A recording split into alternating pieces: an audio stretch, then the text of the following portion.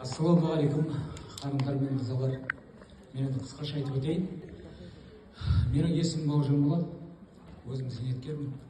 Қазір жасым 60-қа жақындап қалды. Менің басымнан өткені жүрегімнің ауырғаны. Мен қаншама жылдар мысалға жүрекпен емделіп жатырмын. Ота да жасаттым. Кешегі декабрьде ота жасатуым керек еді. Bir Allah'ın nesi шығар, енді мына бізде мына кардиология орталығында Болат Қасанович деген күшті өте білгір дәрігер бар. Естігендеріңіз бар шығар. Сол кісі маған декабрьде келді екен.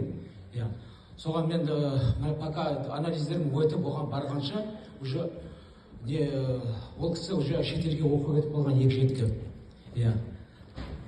Артынан барсам, ол айтады, декабрьде 10-ына таман хабарласты. 10-ына мен барып хабарласқан кезде ол айтты, уже біз биыл болды, келесі жылға келді. Вот сол кезде осы жерде мына жерде мен бірге қызметтес болды, қарындасым отыр Шолпан деген.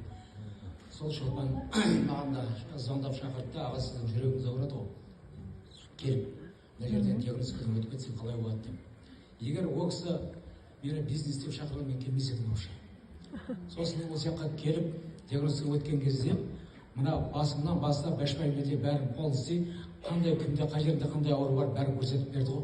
Мыңда бір рахмет. Соны өткеннен кейін сол жерде міне қарлығаш ханым отқан шығар.